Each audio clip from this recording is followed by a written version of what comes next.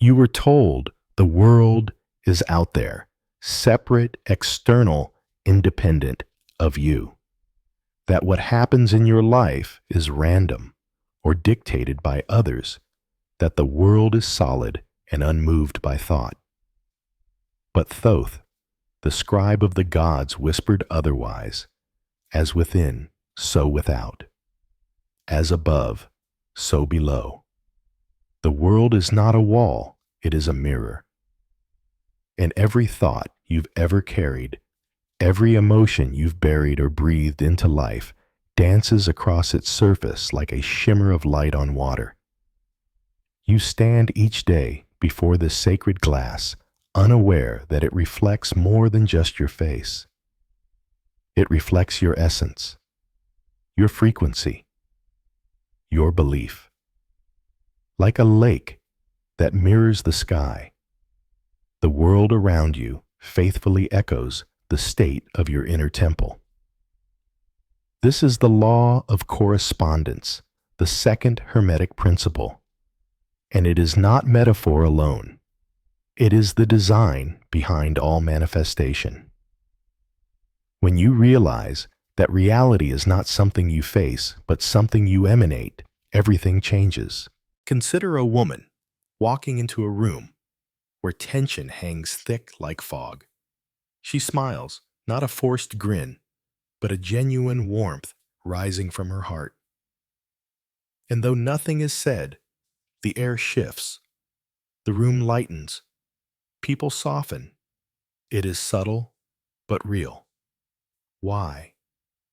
Because her inner vibration changed the mirror. She didn't fight the room. She reflected something different, and the room responded. Not always immediately, not always completely, but faithfully in time. This is not magic in the fairy tale sense. It is the alchemy of correspondence, and it happens every day, with or without our awareness. Think of your own mornings. How often have you woken with a dread you couldn't name, only to find everything going wrong? Missed buses, cold glances, spilled coffee. It seems the world turned against you.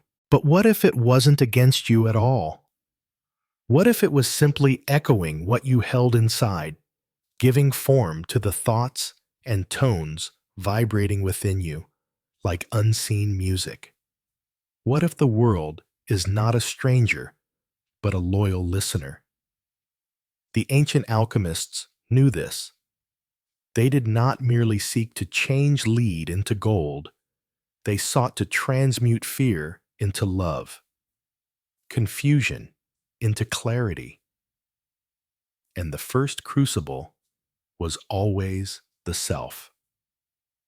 This is why the law of mentalism precedes all is mind.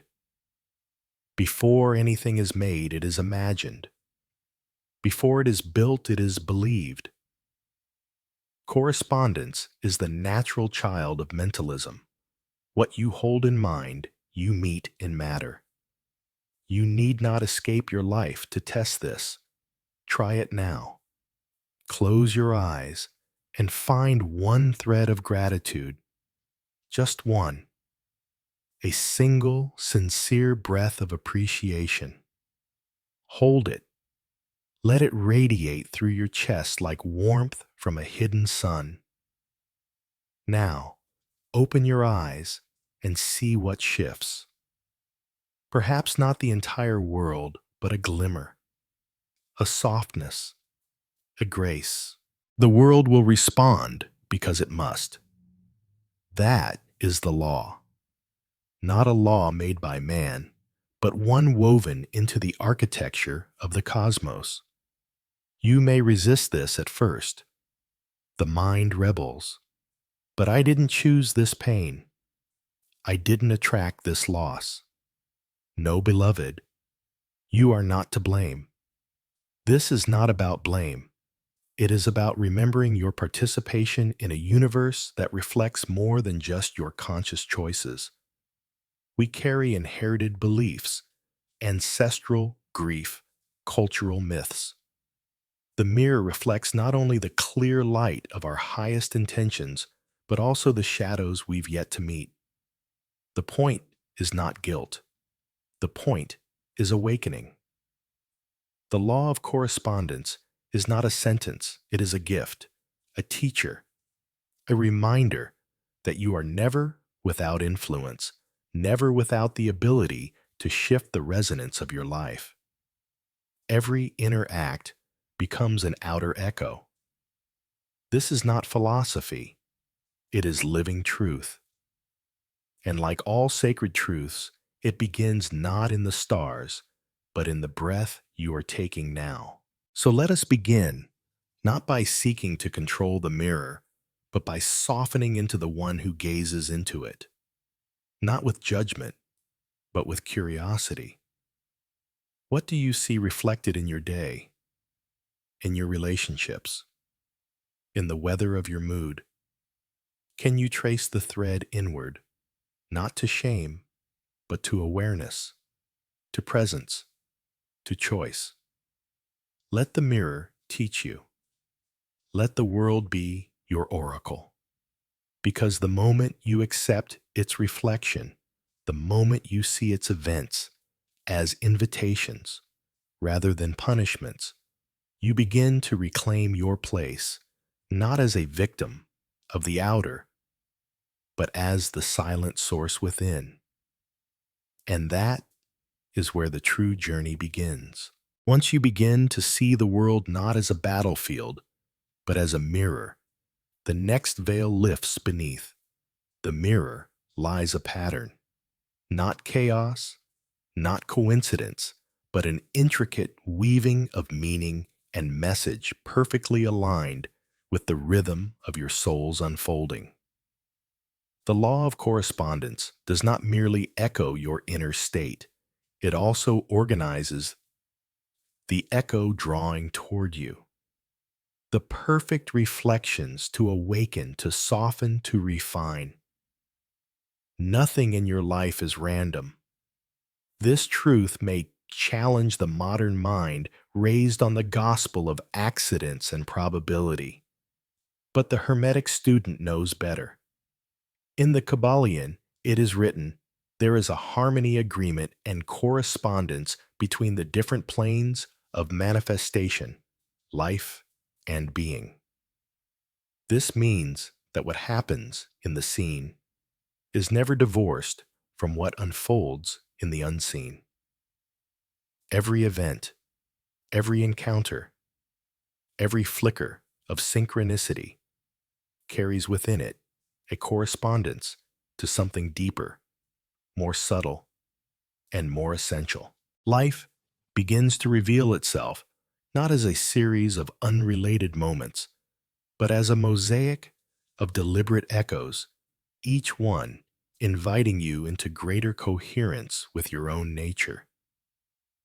That difficult coworker, perhaps a mirror of your unspoken anger, that unexpected opportunity, a reflection of a belief long planted and just now blooming, that repeated frustration, a frequency in you still looping, still unresolved. When you begin to observe life in this way, you move from reaction to revelation. Imagine walking through a forest. The path is winding, the trees whispering their secrets, the light falling in patches. You stumble across a stone beautiful out of place. You pick it up. Later you find that same stone etched on the cover of a book. You're gifted. The book contains the answer to a question you hadn't spoken aloud. These are not tricks of coincidence. They are patterns speaking back to you. The universe converses not in sentences, but in symbols, in patterns, in echoes of echoes. But to hear this language, you must slow down. Still the turbulence of thought. Observe without demand. Most people rush through life like lightning through water. making no time to notice the gentle pulse beneath the storm. Yet the alchemist learns to move with sacred pace, to ask, after every encounter, what is this showing me about myself? Not to analyze, but to align. To trace the reflection inward, not for control, but for clarity. This reflection need not always be painful.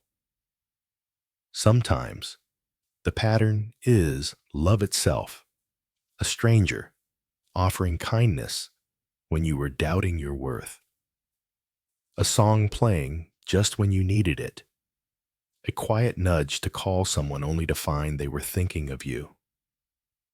These are correspondences too, affirmations from the latticework of being saying you are heard. You are part of this vast weaving. You are not alone. From the microcosm of your morning routine to the macrocosm of planetary shifts, patterns abound. They speak through repeated symbols, recurring numbers, dreams that echo waking life. They speak through illness that arrives not to punish, but to purify, through heartbreak that cracks the ego open enough to let the soul shine through. The pattern is not always easy, but it is always elegant, and always in service of awakening. To live by the law of correspondence is to begin each day not with dread or distraction, but with curiosity. What mirror will life hold up to me today? What pattern will ask to be seen? It is to turn daily life into a sacred text, one written not in ink, but in circumstance.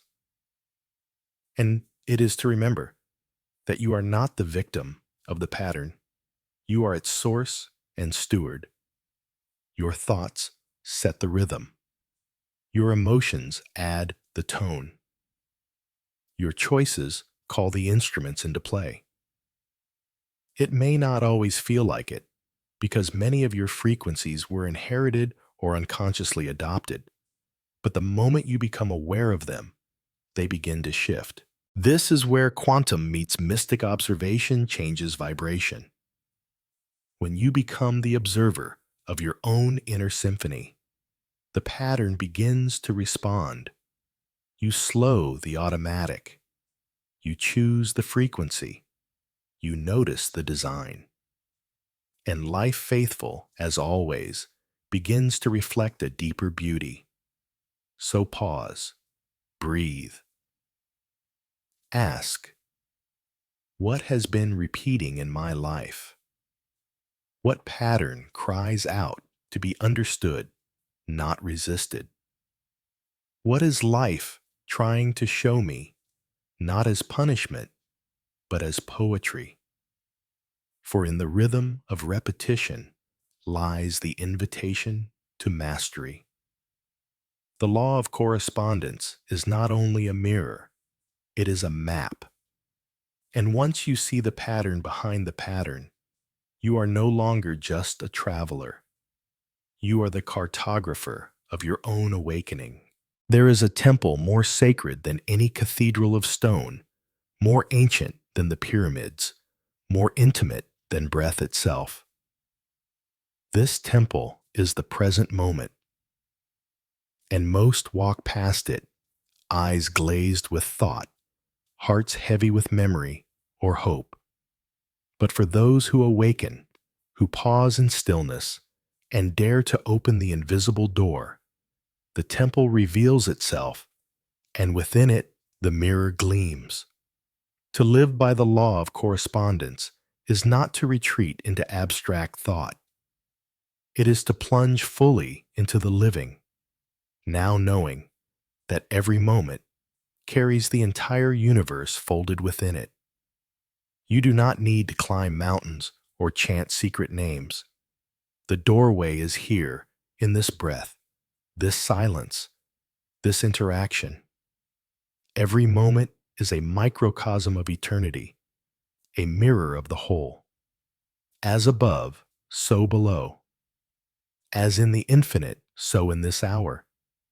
Yet how often do we forget? We brush our teeth while rehearsing arguments. We walk the dog while scrolling screens. We cook dinner while reliving old wounds. The body is here, but the soul has wandered. And in this distraction, we miss the miracle that every mundane task is a gateway. Every action, however small, is both a cause and a reflection. To remember this is to step into the temple, to awaken. A man once said he had no time to meditate, no peace in his house, no silence in his mind. But he changed nothing. External only began washing his dishes with presence. Each plate a prayer, each bubble a breath. And in this simple act, something changed. His thoughts softened. His heart opened. The world began to meet him differently. The temple had been waiting in his kitchen sink all along. This is the mystery. It is not about what you do, but how you do it. When you pour your attention into the moment, you pour power into the mirror. You infuse the world with your frequency, and the world returns it to you in form. This is spiritual alchemy, not in a tower, not in a ritual, but in the subtle transformation of routine into reverence. The Hermetic teachings do not ask you to abandon the world. They ask you to see through it, to see in the glint of sunlight on pavement the same force that spins galaxies, to feel in the rhythm of your breath the heartbeat of the cosmos, to recognize that your morning coffee and your deepest meditation are made of the same sacred substance, conscious awareness, and that wherever you apply it, the world responds. Think of a child lost in play. How time dissolves, how joy becomes its own language. That is presence. That is correspondence in motion. The child is not trying to change the world. They are immersed alive, awake. And the universe dances with them effortlessly. The same is true for the artist who loses themselves in brushstroke, the gardener who whispers to soil, the elder who listens without trying to fix. Each one lives the law, even if they've never read its name. To embody this way of being, you need not be perfect, only sincere. Begin where you are, with your morning walk, your evening bath, your next conversation. Ask yourself, can I be here fully? Can I bring awareness like a flame into this moment and let it burn away my distractions? This is how the mirror clears. This is how you begin to see not only reflection, but revelation. Over time, a shift occurs. You begin to notice that the people around you respond to your presence more than your words. That situations resolve more easily when you approach them with intention rather than urgency. That even in pain, there is peace when you remain present to the experience rather than running from it. Presence is power, not because it controls, but because it aligns. And what does it align with? With the deeper order that breathes through all things, with the intelligence that speaks through intuition, the grace that moves through simplicity. The law of correspondence is not cold repetition. It is intelligent design. The more awake you are in the now, the more fully you meet the rhythm of that design.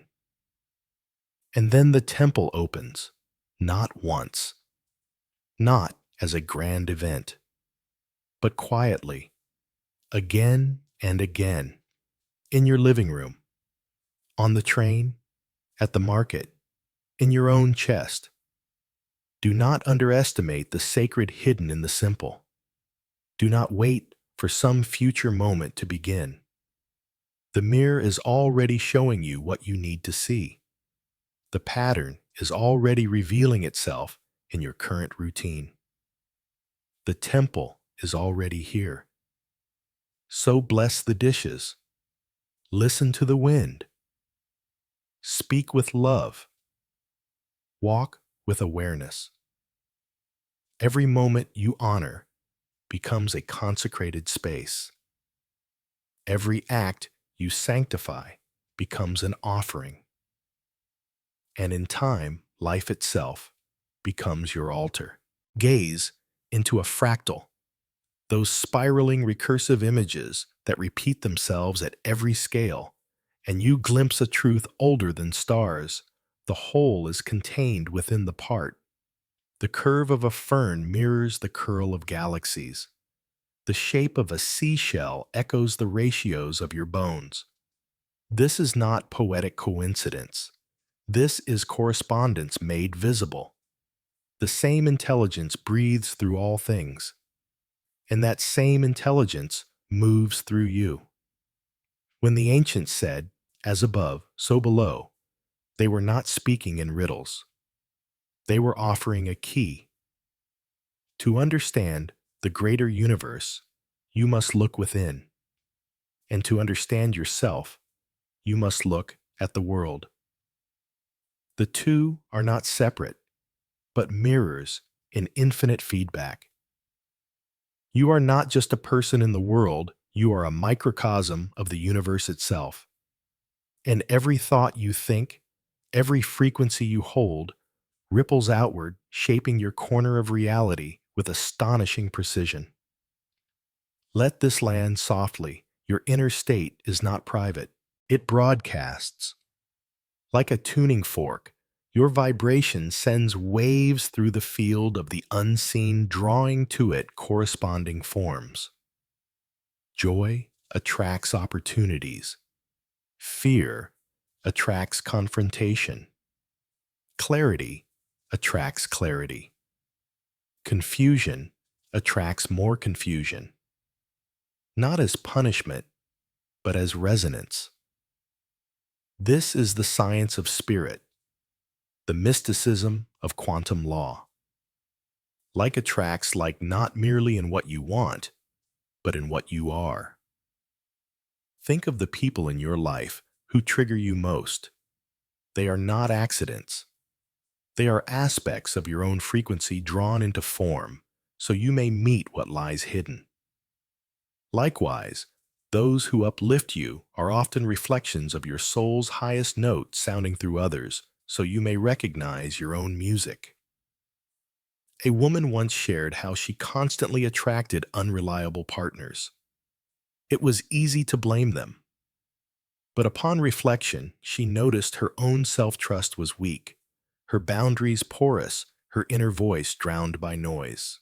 As she began tending to her own reliability, showing up for herself, honoring her needs, the pattern shifted. The people changed. Not because she forced them, but because she no longer resonated with the frequency of betrayal. The mirror simply adjusted. This is how the law of correspondence operates across layers, self-relationship, society, nature. As within, so without. As the part, so the whole. You cannot hate yourself and love the world. You cannot cultivate chaos in your mind and expect peace in your life. Nor can you truly heal yourself and not affect others. Your inner transformation sends quiet ripples into the collective field. This is not metaphor. This is physics. This is magic. But what if the world seems overwhelming? What if injustice and pain thunder louder than your inner whisper?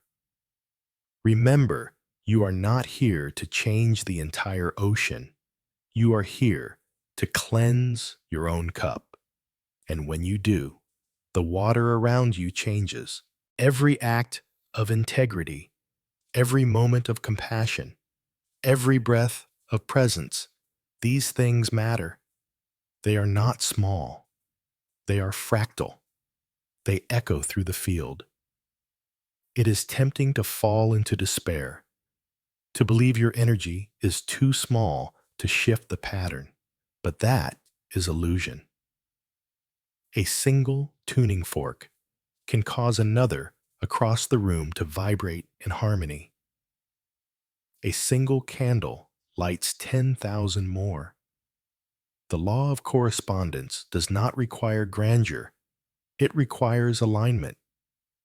When you align your inner world with truth, the outer begins to reflect that truth in time.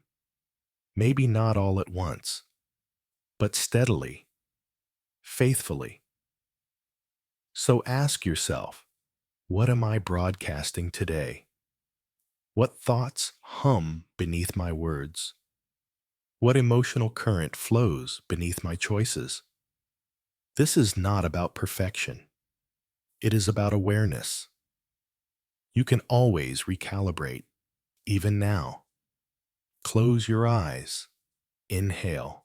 Imagine tuning your dial, shifting your frequency from fear to curiosity, from judgment to understanding, from control to surrender.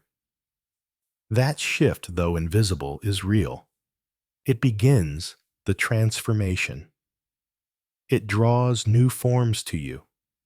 And remember, the field is not only reactive, it is intelligent.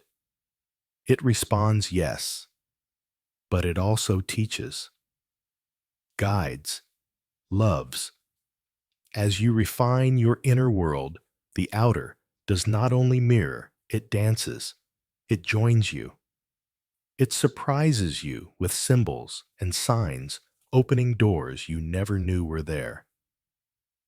This is when life becomes luminous, when correspondence becomes collaboration, when the mirror becomes a partner. The fractal is you. The cosmos is you. Every sunrise echoes your awakening. Every storm, your turmoil. Every star, your potential. And as you honor the correspondence between inner and outer self and whole, you move from passive participant to conscious creator. You were never separate. You were never small. You are a note in the grand symphony of being. And when you tune yourself with intention, the entire song shifts around you. There comes a moment in the alchemist's journey when they cease trying to perfect the reflection. They stop polishing the mirror, stop rearranging the images, dancing upon its surface. Instead, they turn inward and ask, who is watching? Who is this I that sees? This is the highest expression of the law of correspondence, not only as a mirror between inner and outer, but between self and source. You are not merely the one reacting to the reflection,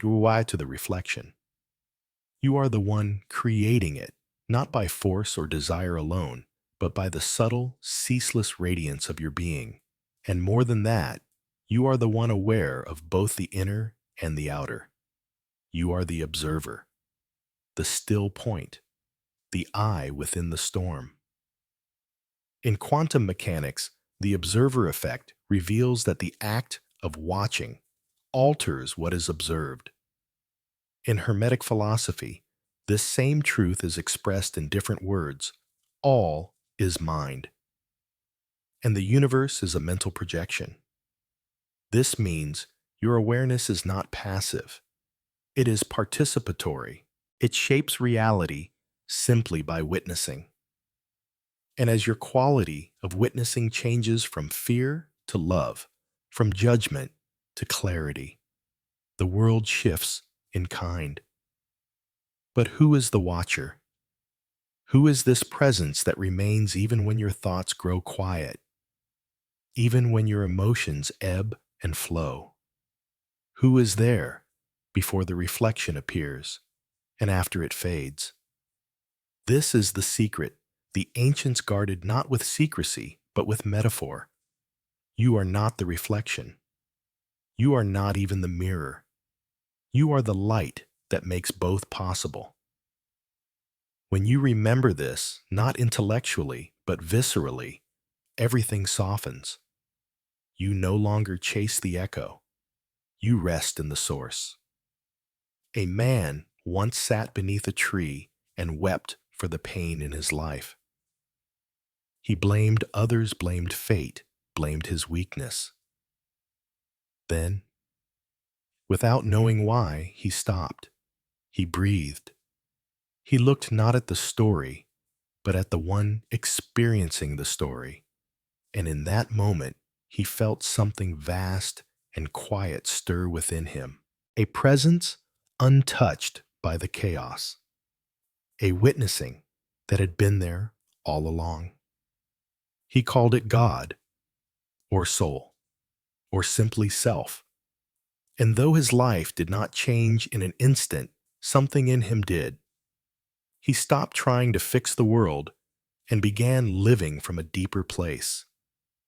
This is the final gift of the Law of Correspondence, the realization that all reflection ultimately points back to the eternal seer within, the one who watches with love even when the world storms, the one who holds the mirror steady even when the image distorts, the one who remembers when you forget. It is this witness that must be cultivated not as an escape from the world, but as a center from which to engage it more consciously. When you live from this space, reactions dissolve into response. Struggle gives way to flow. You move not as a victim of life's reflections, but as a lucid dreamer, aware that you are both within the dream and dreaming it, and so begin to watch your thoughts, not to control them, but to notice their flavor. Watch your emotions, not to suppress them, but to feel their current without drowning. Watch your world not to escape it, but to see what it is truly showing you. And as you watch, soften, smile. Remember that you are more than the roles you play. You are more than the cycles you repeat. You are the space within which all these arise and dissolve. This is where sovereignty lives, not in the power to change others, but in the grace to see clearly, to witness your own being as the still sun around which all experiences orbit. And from that stillness, you can choose. Not react, but create. Not mimic the world's chaos, but offer it your presence. Do not fear the mirror. Do not fear what it shows. Every crack, every shadow, every distortion, it is all there to lead you back to the source. And the source is always here, always now, always within. So stand before the mirror, not as one needing validation, but as one remembering. Gaze into the world with the gentle eye of the soul and ask, what am I ready to see today? What part of myself is life inviting me to reclaim, to forgive, to love? And when the reflection is unclear, when the storm rages, when doubt creeps in, be still. Breathe. Return to the watcher, the one who sees without judgment, the one who knows without words, the one who is not separate from the all, but is the all reflecting upon itself. This is the true alchemy, not turning lead into gold, but turning reactivity into realization, separation into synthesis, forgetting into remembrance. And in this remembrance, the mirror shatters not in destruction, but in revelation. You were never looking at the world. You were always looking at yourself. So now, beloved seeker, breathe with me. Feel the pulse behind these words, the echo behind the echo. Let this not be an ending, but a gentle threshold. You have walked the five-fold path of correspondence through reflection, pattern, presence, resonance, and finally awakening.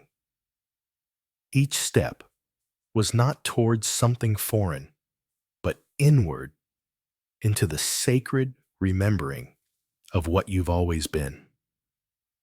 The law of correspondence is no longer just an idea.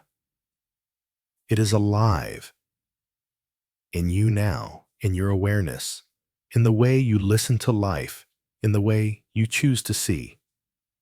The world has not changed, but your gaze has, and so the world will follow in time. This is the quiet power of the Hermetic path.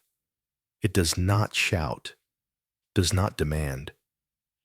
It whispers in the moments of stillness and asks only for presence, for sincerity, for love. May you carry this remembering like a lantern through the rooms of your life. May you walk gently, knowing each step is sacred.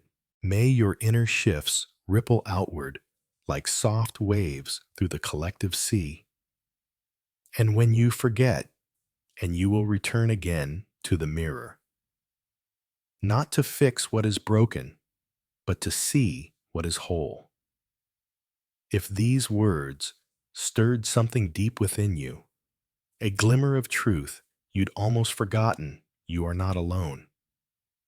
You are part of a lineage older than time, a brotherhood and sisterhood of souls waking up. We walk together now. I invite you to reflect in the quiet, share what stirred, or sit with it in silence. If you wish to walk deeper into this remembrance, subscribe, return, stay close. There is more to explore, more to awaken, and always more light within the mirror. You are the alchemist. You are the mirror. You are the all.